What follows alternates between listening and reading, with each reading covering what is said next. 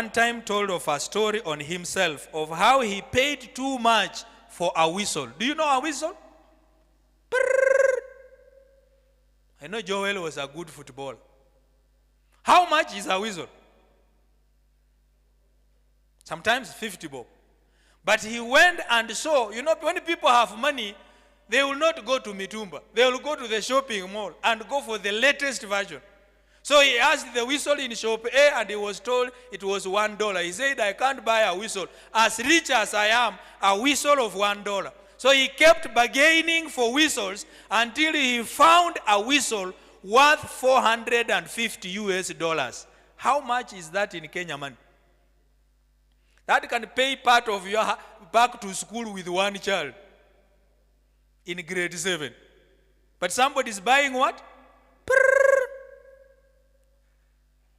Listen, he says, what seemed an expensive price for a whistle turned to be a bargain. You see, the whistle wouldn't whistle. So when he went home and tried to whistle, the whistle was not.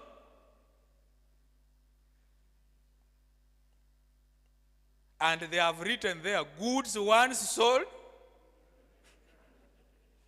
Business people know. So what do you do with that whistle? Listen to me, church. The world is full of gamblers who take a chance to forget that gambling ratio to win is 1 for every 2,500 times. Today, our young men and women and our husbands and sons are losing dignity of life because of bargain gambling. We have seen young people, even church members, we have buried them because of gambling. A young man was buried because he took money when he was given for university fees, went and gambled. And Manu lost. So the money, he actually hanged himself. So the mother said, I will better have my son without fees, but he is alive. Listen. Gambling. Why we hold money, economists will say there are 3 ways in which we hold money. Number 1 is called transactional motive. Buy food, pay transport, transact day to day. Are we together? Month to month. Pay fees year to year. It's called transactional motive. The other motive of holding money is called precautionary. That is why we have NHIF, we have SHIF that is coming, we have NSSF, we have insurance. Because we always ask, 20 years from now I'll be retired. What will happen when I'm sick? We take insurance. It's good. It's called precautionary. The third motive of holding money, the economists call it speculative. When I was in Eldoret recently, I realized there was a guy who was speculating. Eldoret is the upcoming city. And in 1992, somebody speculated and went at the outskirts of Eldoret and bought 2,000 acres of land. And recently now he was just subdividing. A half an acre, 5 million. A half an acre, 5 million. You can calculate how much he received. He speculated. Therefore, we hold money for that.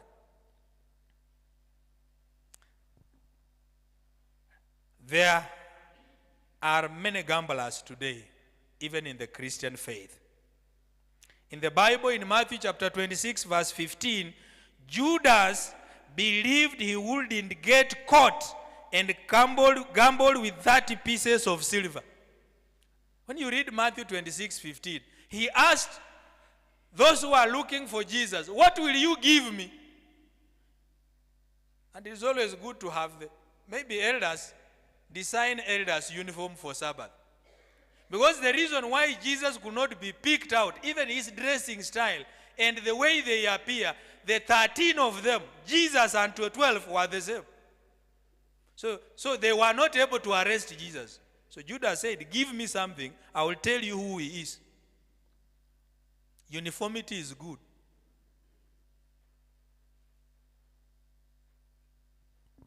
Recently, I was in Eldoret for a music festival and Dorcas evangelism. You will see beautiful singing from our church. So the president of the union told the churches, please take this good, humble, presentable music back to our churches. People well dressed. Those with plaited hair, wamefunika. But no sooner do they leave the festival than they come here and you don't find order. Judas gambled. Hello? Judas did what? And by the way, those 30 pieces of silver, when you read Acts, that was not just 30 pieces of silver. If you don't know the economic value, that guy went and bought land with that money. An expensive, in the heart of Migori town.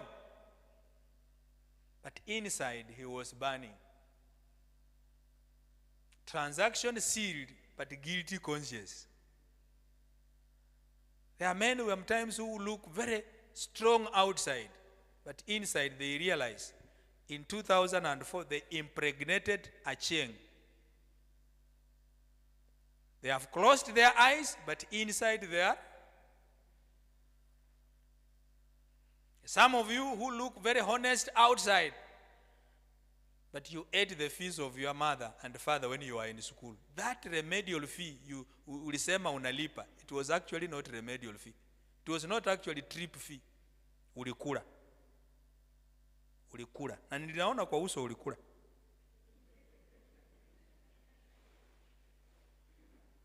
And when the mother was crying, oh, I've just done kibarua to pay your fees, you didn't go for the trip, ulikula. So ulikula 500 ya mzazi, kijana yako atakula 1500 yako. This life has rewards. This life iko na reward nani? Wanasema pwagu hupata. Recently I told you of Jacob. He shortchanged his father and his brother. Laban shortchanged him 10 times. Ambia watoto wenu sawa, waseme tu remedial fee ni 1500 na hakuna remedial fee ni sawa. Tutajinyima chakula tuwape 1500. But 20 years from now, their sons will sell their property in 1 minute. Yani utakuwa tumekaa kwa sofa set and auctioneers come. They tell you, Daddy, this house is sold, you are no longer the owner. And you remember you ate 500 from the pa? So go home and pay your 500 with the interest. Are we together? My friend, compute with compound interest at the rate of 12% per day since you ate that fish. Urudishe nyumbani. Otherwise, God, time, and nature, don't forget. You will be paid. Me have seen stories of old men who are beaten to death by their sons until you find a colleague old man who tells you he also beat his father. So he beat his father by kicking him. His sons have killed him. Nature, time, and God pays. Those who ate tithe and took your children to school, go and compute with interest. Before tumalize hii week of prayer, hata chukua loan, ambia Mungu, hapa ni guilty conscience. Otherwise, you are going to hang yourself. It may not be physical. You will be in spiritual suicide. Judas, in Matthew 26:15, the deal was sweet. But in Acts chapter 1, the bitterness came. He hanged himself. Who killed Judas? Killed himself. Who killed Samson? Hello? Who killed Samson? He killed himself, not the Philistines. Tell our young people that you can't sleep on Delilah's thigh and wake up on Abraham's bosom. Let me repeat it. Young people, tell them you can't sleep on Delilah's thigh and wake up on Abraham's bosom. No. No. Some of your children are in the university. Today they didn't sleep in their house. Because leo ni holiday. Hawakulala. They'll call you, Daddy, good morning. Ati nimekuombea kanisa. Hakulala kwa room. Tell them when you call them, ask them, ulilala wapi? Na uliza mara ngapi? The first one for clarification, the second one for confirmation, the third one for verdict. Ulilala wapi? Daddy, nimekuambia nimeamuka kwa room. Ulilala wapi? Daddy, wacha kunisumbua. Then unajua hakulala kwa room. It's called litmus test. Are we together? When you want to ask a person who is a thief, don't ask them if they are thieves. Ask them, do you sometimes take people's item without permission? When they say yes, psychologically you think he is a thief. Do you sometimes walk fast at night? When they say yes, you think he is a night runner. Are we together? Call them psychological indicators. So ask your children 3 questions. Is this the report form you are given in school? Yes, mommy. Is this the report form? Mami, unafikiria nilitoa wapi ingine? Then that's a cyber cafe report form. This world is full of bargain counters. In Genesis chapter 25, verse 30 and 32, I read another bargain counter. Jacob. You know, the problem was not Jacob. The problem was also who? Brother Esau. And those of you who read theology, you know, we were supposed to be praying the God of Abraham, Isaac, Esau, and my God. But today we pray the God of Abraham, Isaac, Jacob, and the God of Musamali. Somebody missed it. He gambled his birth. You know, he asked Jacob, what will it do for me to be dead with being a firstborn? Hello? And in Hebrews 12:16, you know, the writer says, do not be ill-minded like who? Brother Esau, who for 1 meal. Actually, mimi nikienda mbinguni kama Esau atakuwa nitamuuliza brother Esau, si ungesema basi akupikie the rest of your life. That could be a good menu. Lakini how many meals? No wonder people have done research that appetite is the falling point of 3/4 of men. Hello? Appetite for food, appetite for wealth, appetite for women. Men who are here, 3 W's that will follow you. W number 1, wealth. W number 2, wine. W number 3, women. A man who overcomes WWW is a man of God. Hata mkiangalia chini mimi nimewaambia. W1, appetite for wealth, appetite for women, appetite for wine. It is killing our men. MMM, dangers for women. M1, men. M2, money. M3, makeup. A woman who overcomes the 3 is a real woman of God. M1, men. M2, money. M3, makeup.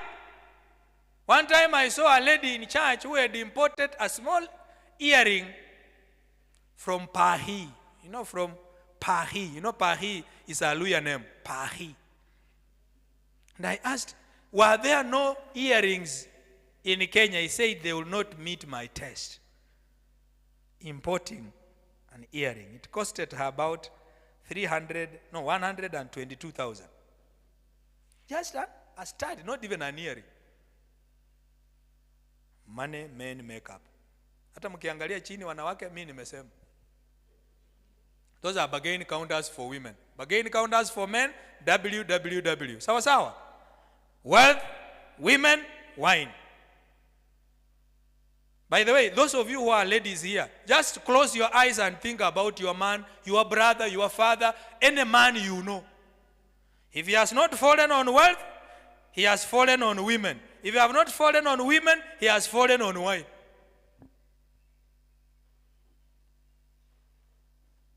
Esau gambled with his birthright for what he believed to be a bargain.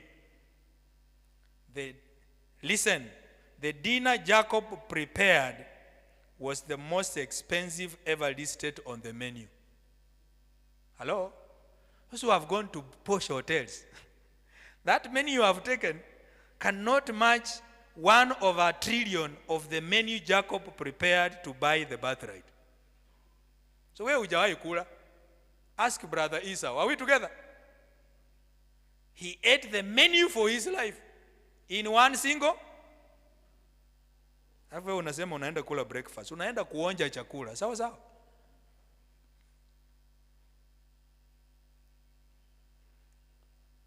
I have always asked the question. Listen to my question, then I will conclude.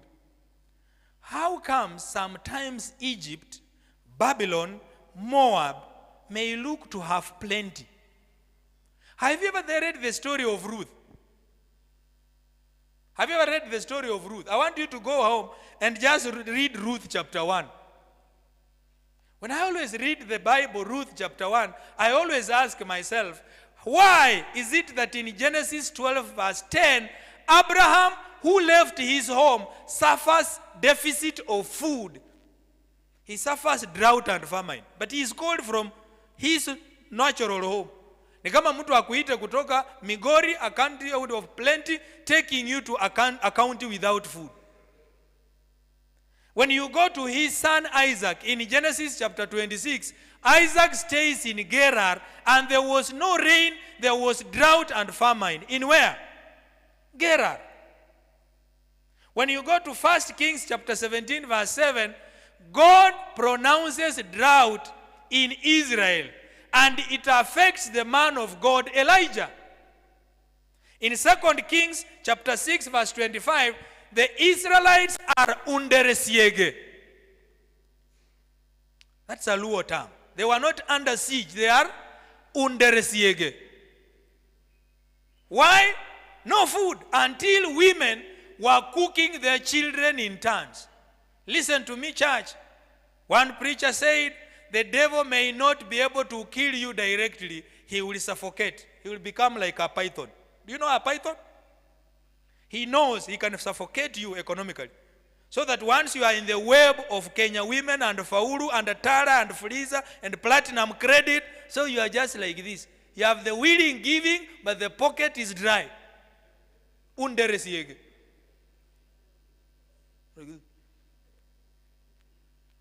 There's a lesson one time I read, and it was a good lesson, I keep reading it. They said in terms of debt, 1, stop digging the hole. Number 2, fill the hole. I'm happy I applied that lesson. And 1 month ago, I have enjoyed the privilege of no loan in my life. And I'm at peace now. Na Mungu anisaidie sana. Because when you borrowed to buy a plot, nuvile ulimaliza plot imekaa sana, mpaka relatives wamekulaumu hujajenga.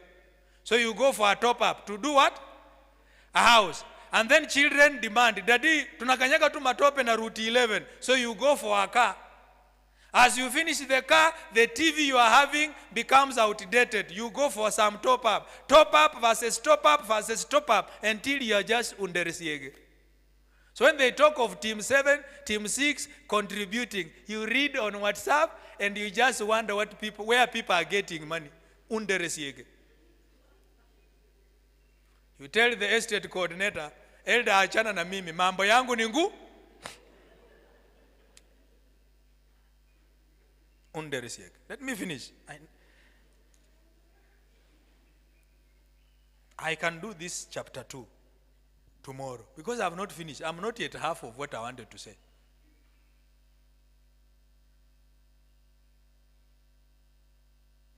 Do you know the devil has suffocated you?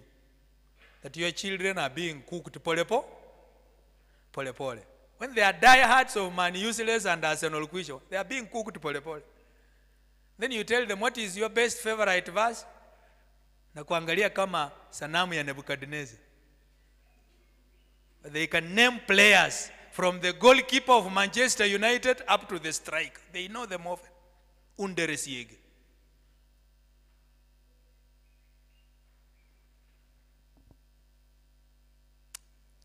You know, let me give you a summary of what you read or what you are going to read in Ruth chapter 1. Moab had plenty of food, yet Moab, the descendants of incest from Lot, A bad descendant, a bad one, has food. Israel and Bethlehem of Judah doesn't have food. So Elimelech and Naomi and his two sons, Mahlon and Chilion, sickly and complaining. That is the translation. Sickly and wakati walifika nchi ya kutafuta chakula, the country of Moab had plenty of food, but disaster struck one after another. Elimelech died, left Naomi and his two sons. The two sons married Orpah and Ruth. Before they celebrate the joy of having children, the two sons died. Moab, Egypt, Babylon may have plenty, but it doesn't have salvation. Let me repeat it again. Moab, Egypt, Babylon, and the world may have plenty, but it doesn't have salvation.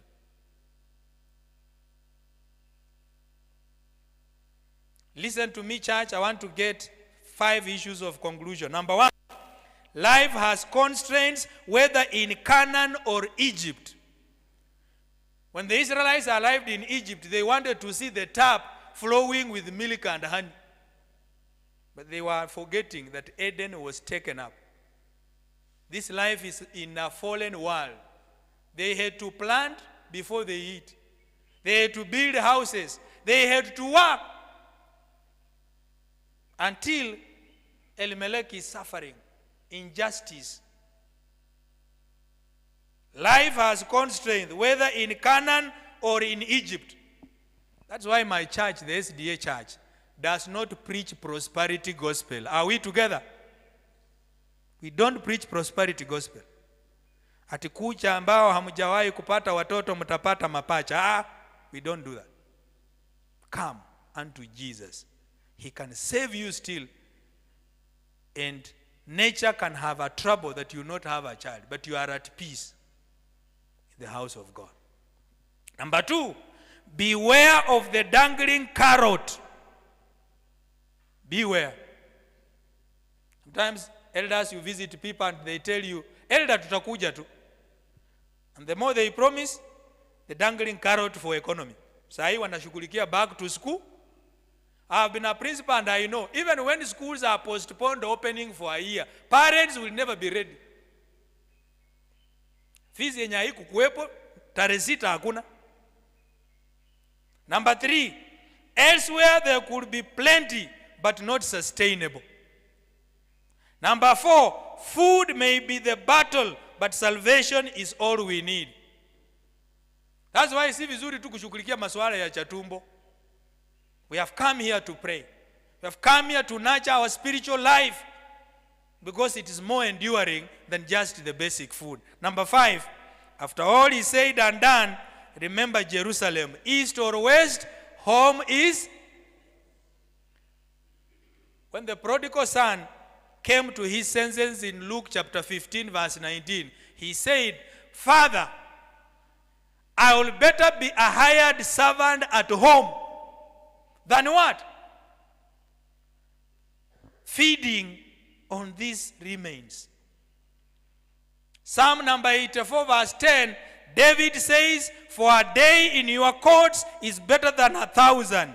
I would rather be a doorkeeper in the house of my God than to dwell in the tents of the wicked. Some of us, before we found the man of Galilee, sometimes you will have friends who will give you everything. Najua wale mlizaliwa pulpit hamjawahi kunywa pombe. Thank God and never taste it. When you ask drunkards, alcohol can flow, but tell people, give me 2,000 to pay remedial fee for my child, and they will not give you. They will not give you.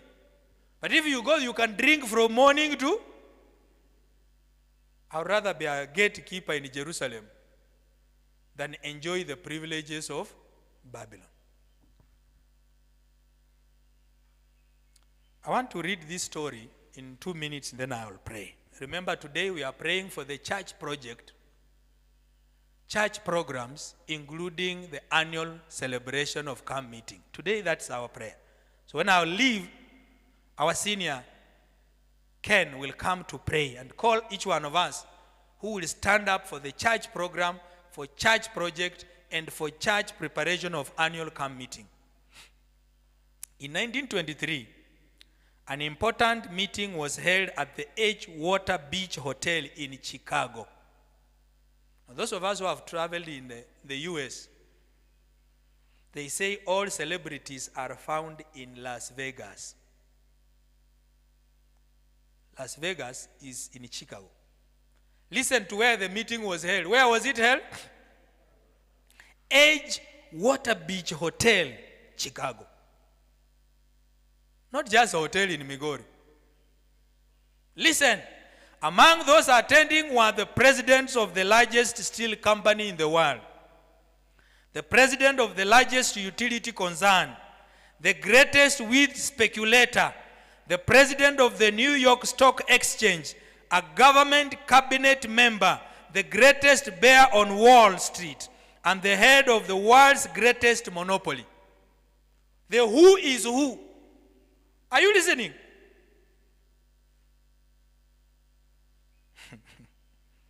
"30 years later," which year is that? 1923 plus 30. 1953. The story says, number one, Charles M. Schwab, president of the largest steel corporation, was declared bankrupt, lived on borrowed money the last 5 years before he died. Sad ending or good ending? Very sad one. Number two, Samuel Insull died penniless in a foreign land, a fugitive from justice. 3, Arthur Carter, the wheat speculator, died abroad insolvent. Number 4, Richard Whitney of the New York Stock Exchange served a term in Sing Sing prison. Number 5, the cabinet member Arthur Fall had been pardoned from prison so that he could die in peace at home. Number 6, 7, and 8, 3 of the men, Jesse Livermore, Eva Kruger, and Leon Fraser, died as suicides. All of them had learned the art of making money, but not one of them had learned to recognize eternal values. Church, I want to plead with you to stop the bargain counters before you put your counter with Christ. I want to pray for myself that God gives me the grace not to gamble with eternity. Who wants to pray with me? Stand up for prayer. Dear Lord and our Father, enable us not to bargain with the counters of this life. This life can offer dangling carrots. There could be plenty in Moab, in Jerusalem, in Egypt, and in Babylon. But there is no salvation there. We want to have eternity when you come, and not only us, but those we love and everybody who is within our vicinity. Enable us to expand our horizon. For this we pray in Jesus' name.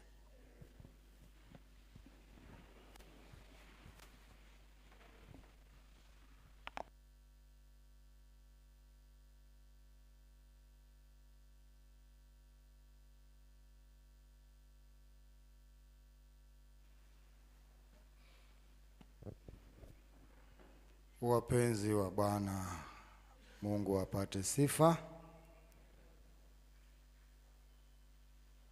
Ni wakati mzuri ambao tunaendelea ama tunazidi kubarikiwa.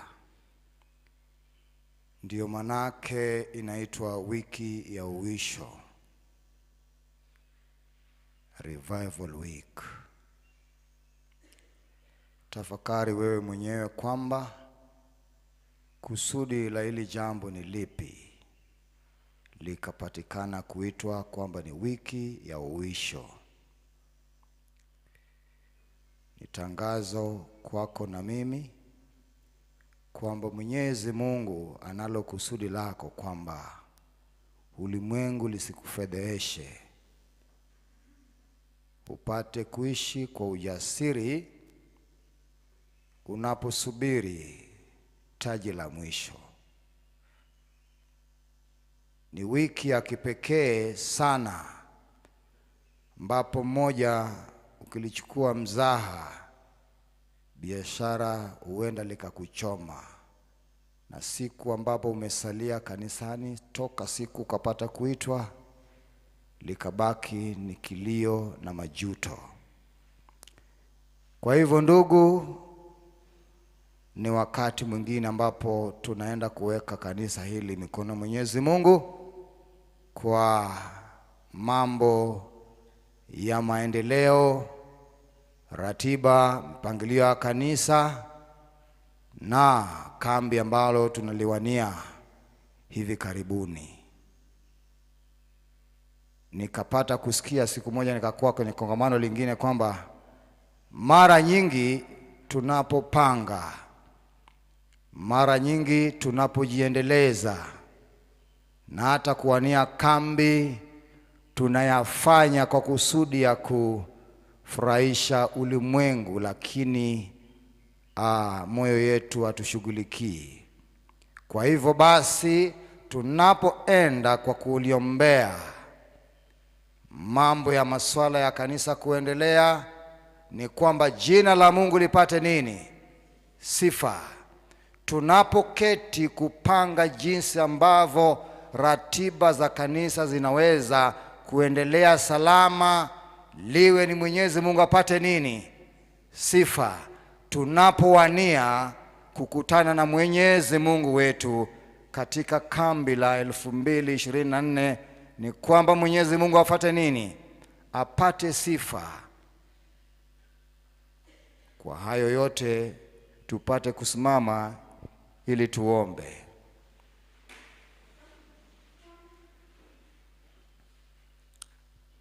Mungu wetu wa mbinguni, Jehova Jelani, Kristo wa neema yote, wastahili kuabudiwa, wastahili kuinuliwa, kwa sababu halijapatikana Mungu mwingine kama wewe katika uso ya ulimwengu ama juu angani. Pokea sifa milele na milele. Kristo wa neema yote, unatujua sisi kazi ya viganja vyako. Umeona ni vyema tukusanyika katika chini ya dari hili. Bwana, kabla hatujakuwa na mikakati ya kuendeleza jengo hili ama shughuli yoyote katika jengo hili, katika viwanja hivi, Mwenyezi Mungu, kila moja apate kuimarisha moyo wake, liwe thabiti anapowania kuja kwako na kutupeleka nyumbani. Baba mtakatifu, hatimaye tunapoketi katika meza na kuchora ramani jinsi ambavyo tunatoka hatua nyingine na kwenda kwingine, tukutane tuko mamoja, na ubariki kazi ya akili zetu,